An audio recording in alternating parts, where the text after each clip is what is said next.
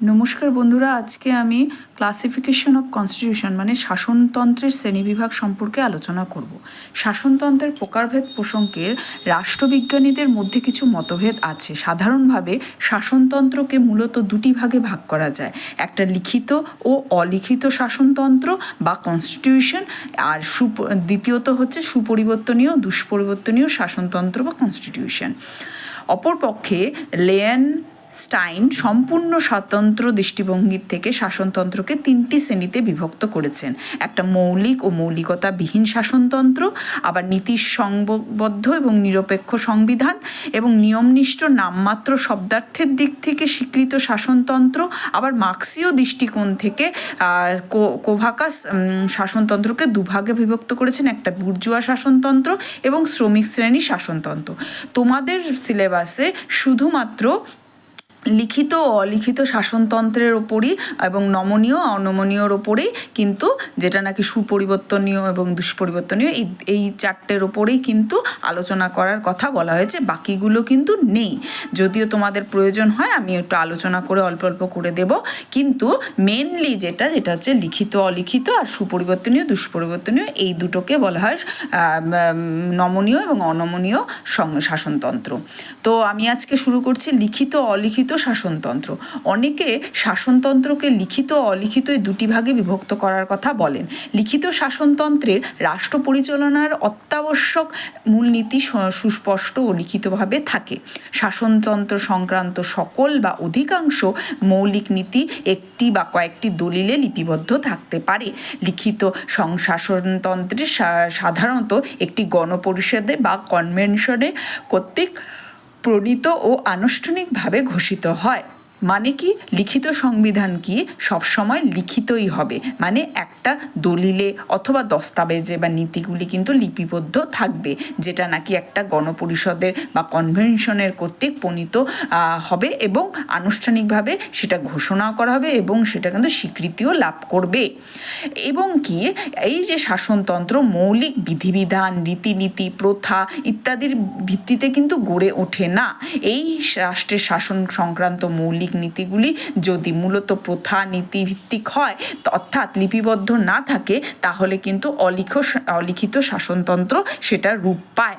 মানে যেসব লেখাগুলো আমরা একটা বইয়ের মধ্যে আমরা কিংবা একটা দলিল দস্তাবেজে থাকবে সেটা হচ্ছে লিখিত, আর যেগুলো রীতিনীতি সমাজের প্রথা হিসাবে থাকবে সেগুলো হচ্ছে অলিখিত। তাহলে বোঝা গেল লিখিত আর অলিখিত কি একটা, এটা তো সিম্পল ভাষা। লিখিত মানে কি লেখা আছে যা, অলিখিত মানে হচ্ছে যেটা লেখা নেই। তাহলে আমরা দেখতে পারি যে যেই শাসনতন্ত্র যে লিখিত অবস্থায় দলিল দস্তাবেজ অবস্থায় আছে সেটাকে আমরা লিখিত বলবো, আর যেটা হচ্ছে রীতিনীতি প্রথা এগুলো সম্ভার করে লিপিবদ্ধ থাকে না তাকে বলে অলিখিত। এবার অলিখিত শাসনতন্ত্রের সৃষ্টি হয় ঐতিহাসিক ক্রমবিবর্তনের মাধ্যমে। কোনো গণপরিষদ কনভেনশন শাসনতন্ত্র প্রণয়ন করে না এবং আনুষ্ঠানিকভাবে ঘোষণাও করে না। রীতিনীতি প্রথা আদালতের রায় আচার ব্যবহার প্রভৃতির ভিত্তিতে অলিখিত শাসনতন্ত্রের উদ্ভব হয়। লিখিত শাসনতন্ত্রের উদাহরণ হিসাবে ভারত, মার্কিন যুক্ত সুইজারল্যান্ড প্রভৃতি দেশের সংবিধানের কথা বলা হয়। আবার অলিখিত শাসনতন্ত্রের উপযুক্ত দৃষ্টান্ত আমরা দেখতে পারি গ্রেট ব্রিটেনের শাসনতন্ত্র। তাহলে আমরা বুঝে গেলাম এখানে দুটো ভাগ যে আছে, লিখিত আর অলিখিতর মধ্যে কোথায় আমরা কোনটা দেখতে পারি, ভারত, মার্কিন যুক্ত সুইজারল্যান্ড, এখানে আমরা কি লিখিত সংবিধান দেখি, এবং গ্রেট ব্রিটেনে আমরা কি দেখি, অলিখিত শাসনতন্ত্র। এবার তুমি ঘরেও তুমি নিজের জীবন দিয়েও তুমি দেখতে পারো যে আমরা কোনো কলেজে যখন ভর্তি হই, হ্যাঁ, স্কুল কলেজে যখন ভর্তি তখন আমাদের একটা অ্যালমেনাক দেয়, হ্যাঁ, সেখানে ডায়েরিটার দেখবে এক সাইডে সমস্ত কিছু কিন্তু লেখা থাকে, কি নিয়ম পালন করতে হবে না করতে হবে সেগুলো কিন্তু সমস্ত লেখা থাকে, তাই না? তাহলে কি হলো, সেটা হচ্ছে লিখিত। আবার যদি আমি তোমার ঘরের কথা বলি, ঘরে দেখবে এক একটা প্রত্যেকটা বাড়ির আলাদা আলাদা নিয়ম থাকে, কিন্তু সেগুলো কিন্তু লেখা থাকে না, তাই না? কিন্তু সমাজ জীবনে চলতে গেলে প্রত্যেকটা ঘর তার নিজের নিয়ম নীতি নিয়েই কিন্তু পরিচালিত হয়। সেগুলোকে আমরা কি বলি? প্রথা, আচার, রীতিনীতি, এগুলো, তাই তো? যেমন প্রত্যেক ঘরেরই প্রত্যেকটা ঘরে তোমরা নিজেদের ঘর নিয়েই দেখবে যে তোমাদের প্রত্যেকের বন্ধুদের সাথেও আলোচনা করবে যে প্রত্যেকের ঘরে আলাদা আলাদা কিন্তু নিয়ম নীতি থাকে। যেমন প্রত্যেকটা স্কুলেরও আলাদা আলাদা নিয়ম নীতি থাকে, পরীক্ষার প্যাটার্নের আলাদা নিয়ম নীতি থাকে, পরীক্ষার সময়ের আলাদা নিয়ম নীতি থাকে, তাই না? তো যেগুলো লিপিবদ্ধ থাকে সেগুলো হচ্ছে লিখিত, আর যেগুলো লিপিবদ্ধ থাকে না কিন্তু আমাদের মেনে চলতে হয় সেগুলো হচ্ছে অলিখিত। নেক্সট হচ্ছে কি? লিখিত ও অলিখিত শাসনতন্ত্রের মধ্যে পার্থক্য। এখানে আমরা পার্থক্য দেখতে পাই কি? একটা প্রথম পার্থক্যই তো আমরা কি জানতে পারি যে একটা লেখা আছে আর একটা লিখা নেই, তাই তো? লিখিত শাসনতন্ত্র ও অলিখিত শাসনতন্ত্রের মধ্যে উদ্ভবগত পার্থক্য আছে। লিখিত শাসনতন্ত্র গণপরিষদ বা কনভেনশন কর্তৃক গৃহীত হয়, মানে অনেকজন সদস্য মিলে, যেরকম ভারতীয় সংবিধানে গণপরিষদের সদস্যরা তোমরা জানো কে কে ছিলেন, বি.আর. আম্বেদকর মেন ছিলেন। তো সবাই মিলে যখন সেটা স্বীকৃতি দেয় তারপরেই সেটা কিন্তু স্বীকৃতি পায় বা সেটার কিন্তু গ্রহণযোগ্যতা হয়। অপরদিকে অলিখিত শাসনতন্ত্রের প্রচলিত প্রথা, রীতিনীতি, আদালতের রায় প্রভৃতির ভিত্তির উপরে গড়ে ওঠে না। হ্যাঁ, তারপরে কি হয়েছে? রীতিনীতির অনুযায়ী কিন্তু এগুলো মেনে চলে। তারপরে লিখিত সংবিধানের শাসনতান্ত্রিক আইন ও সংবিধানের সাধারণ আইনের মধ্যে পার্থক্য করা হয়, কিন্তু অলিখিত শাসনতন্ত্রে এই পার্থক্য করা হয় না। তাহলে কি লিখিত শাসনতন্ত্রে আইন ও সাধারণ আইনের মধ্যে পার্থক্য আছে? আইন কি আর সাধারণ আইন কি? আর লিখিত সংবিধানে কিন্তু সেরকম কোনো পার্থক্য নেই। লিখিত শাসনতন্ত্র হলো দেশের সর্বোচ্চ আইন। এই আইন মেনে চলতে সরকার সবসময় বাধ্য। সরকার শাসনতন্ত্রের বিরোধিতা বা অন্য কোনো আইন প্রণয়ন করতে পারে না। কিন্তু শাসনতন্ত্র অলিখিত হলে রাষ্ট্রের সবসময় কর্তৃত্ব আইনসভার হাতে থাকে। এই কারণে সরকার যে কোনো সময় যে কোনো আইন প্রণয়ন করতে পারে। তাহলে এখানে তুমি বুঝতে পারছো লিখিত সংবিধানের একটা কি পজিটিভ দিক, যে যা লেখা আছে তার ঊর্ধ্বে কিন্তু সরকার কোনো কাজ করতে পারবে না, কিংবা জনগণও কিন্তু তার ঊর্ধ্বে যে কোনো বিশৃঙ্খলা সৃষ্টি করতে পারবে না। আর এই আইনের ঊর্ধ্বে যাওয়া মানেই হচ্ছে সে হচ্ছে দেশদ্রোহী বা সেখান থেকে বহিষ্কৃত হয়। কিন্তু অলিখিত শাসনতন্ত্রে কি হবে? রাষ্ট্রের যে প্রধান সে কে? সরকার। এবার এই সরকার হচ্ছে তার নিজের ইচ্ছা মতন কিন্তু তার নিজেদের রাষ্ট্রের কি প্রয়োজন নয় তাদের নিজস্ব প্রয়োজনার্থে আইন প্রণয়ন করতে পারে। তারপর কি আছে? 4 নম্বর পয়েন্টে আমি দেখতে পাচ্ছি সাধারণ আইন পাশের পদ্ধতিতে লিখিত সংবিধান সংশোধন করা যায় না। কারণ কেন? যখন আমরা লিখিত সংবিধানটা আমরা কার জন্য আমরা স্থাপন করতে পেরেছি? কনস্টিটিউশন অ্যাসেম্বলি মানে গণপরিষদ আর লিখিত শাসনতন্ত্র কনভেনশনের কর্তৃক কি হয়? গৃহীত হয়ে তারপরে তো এগুলো সংশোধন লিখিত হয়ে গৃহীত হয়েছে, তাই তো? এবার যখন আমি সংশোধন করতে যাব তখন কি করব? এই যে গণপরিষদ, এই যে কনভেনশন, তাদের মতামত নিয়ে তাদের অনুনয় বিনিময় করে তারপরে সেটা কতটা যুক্তিযুক্ত সেটা দেখেই কিন্তু আমরা কি করতে পারি? এগুলো পরিবর্তন করতে পারি। এখন বলা হবে যে যখন এই গণপরিষদ ছিল তখন আর এখন, মানে আজ থেকে 80 বছর আগে যারা ছিলেন, যেমন স্বাধীনতা দিবস 80 বছর আমরা অতিক্রম করলাম, তাই তো? এবার 80 বছর আগে যে ছিল সে তো এখন নেই। তো কিন্তু গণপরিষদ তো আছে, গণপরিষদের মেম্বাররা চেঞ্জ হয়েছে, গণপরিষদ তো আর চেঞ্জ হয়নি।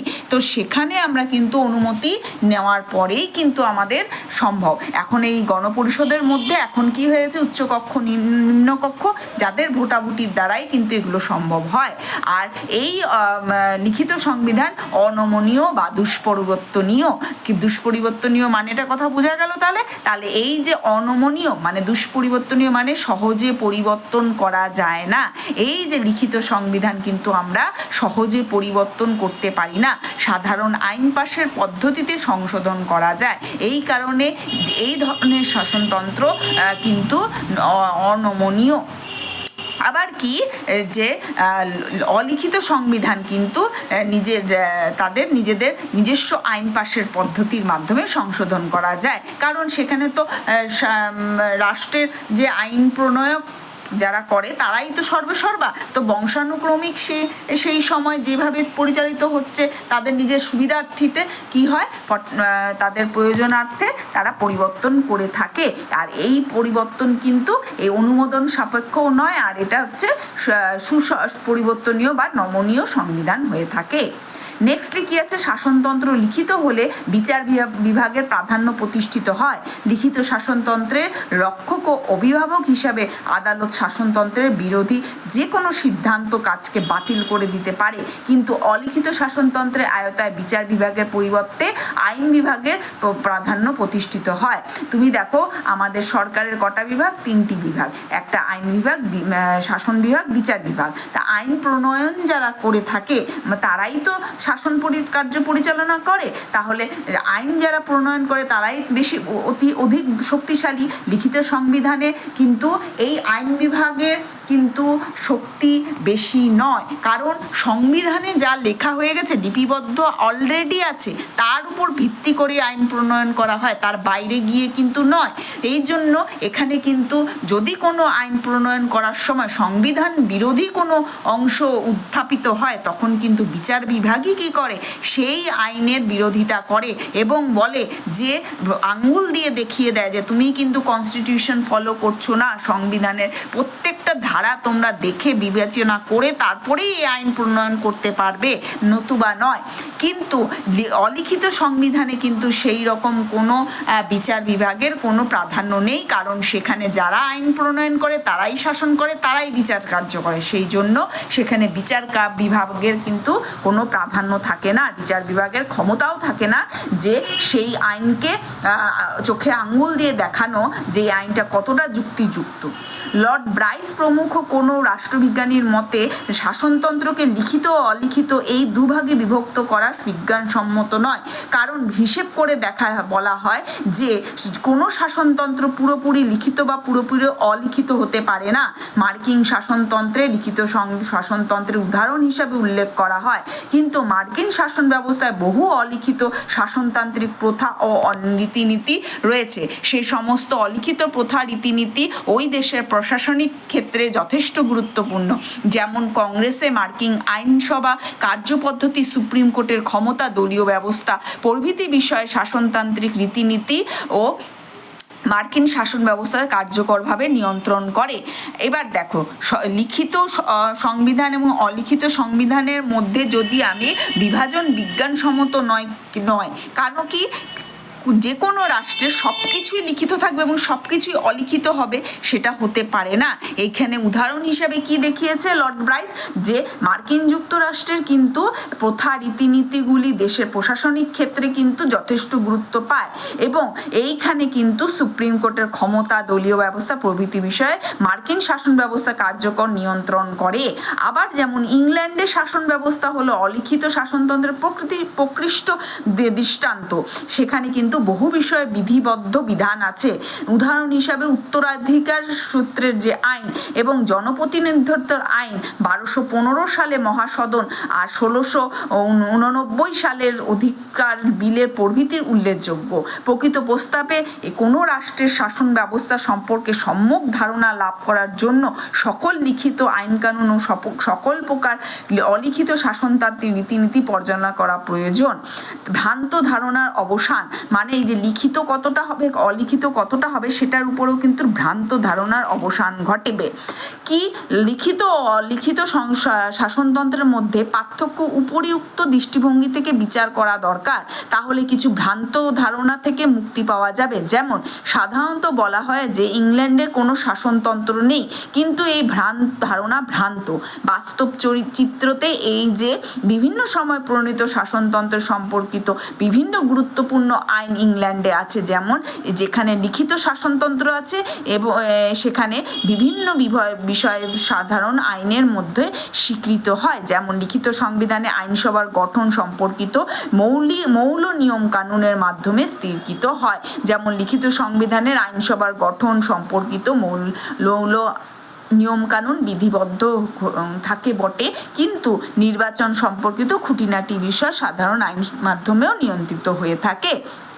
এবার তোমরা বুঝতে পারলে যে যে কোনো শাসনতন্ত্রে শুধুমাত্র যে লিখিত হবে সেটা না, অলিখিত হতে পারে। তারপরে কি হচ্ছে বিভ্রান্তির অবসান। কি হয়েছে, শাসনতন্ত্রকে লিখিত অলিখিত এই দুই ভাগে বিভক্ত করলে আরও এক ধরনের বিভ্রান্তি দেখা দিতে পারে। যেমন মনে হতে পারে আইন অবশ্যই বিধিবদ্ধ হবে, কিন্তু আইন প্রথাগত ও অলিখিত হতে পারে। আবার শাসনতান্ত্রিক প্রথা রীতিনীতি আইনের মতে যথেষ্ট সুস্পষ্ট হতে পারে। ব্রাইসের মতানুসারে লিখিত শাসনতন্ত্র ব্যাখ্যা বিশ্লেষণ ও প্রথা রীতিনীতির মাধ্যমে এমনভাবে পরিবর্তিত হয় এবং তা কেবলমাত্র বিধির নিষেধ এবং বিধিবদ্ধ নিয়মকানুন তার থেকে প্রকৃত স্বরূপ সম্পর্কে অনুধাবন করা যায় না।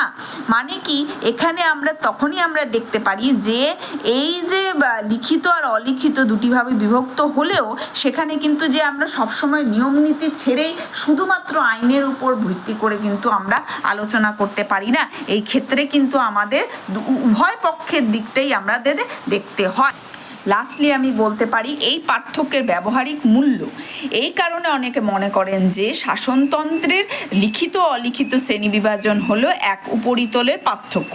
এই পার্থক্য মৌলিক নয়। অধ্যাপক গ্যাটেলের মতানুসারে লিখিত অলিখিত শাসনতন্ত্রের মধ্যে পার্থক্য মূলগত নয়, মাত্রাগত। তবে বিজ্ঞানসম্মত না হলে পরে শাসনতন্ত্রের শ্রেণীবিভাগে ব্যবহারিক মূল্য আছে। প্রধানত লিখিত হলেই সেই সংবিধান লিখিত এবং অলিখিত হলেই সেই সংবিধান অলিখিত হবে এমন কোনো সাধারণ শ্রেণীবিভাগ বা অসঙ্গত কিছু নয়। প্রকৃতপক্ষে লিখিত সংবিধান শাসনতন্ত্রের বিধিবদ্ধ অংশকে ভিত্তি করে অলিখিত শাসনতন্ত্রের উদ্ভব। আবার বিপরীতক্রমে উভয়ে একের অপরের কিন্তু পরিপূরক।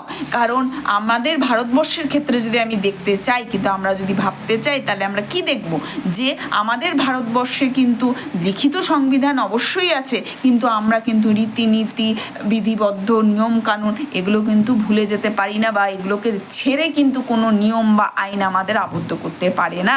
সম্পূর্ণই আমাদের দুটো জিনিসই আমাদের বর্তমান। তাই আজকের মতন এতটুকুনি থাক। নেক্সট দিন আমি গুণাগুণ নিয়ে আলোচনা করব। তোমরা ভালো করে ভিডিওগুলো শুনবে। আজকের মতন এতটুকুনি থাক, রাখছি।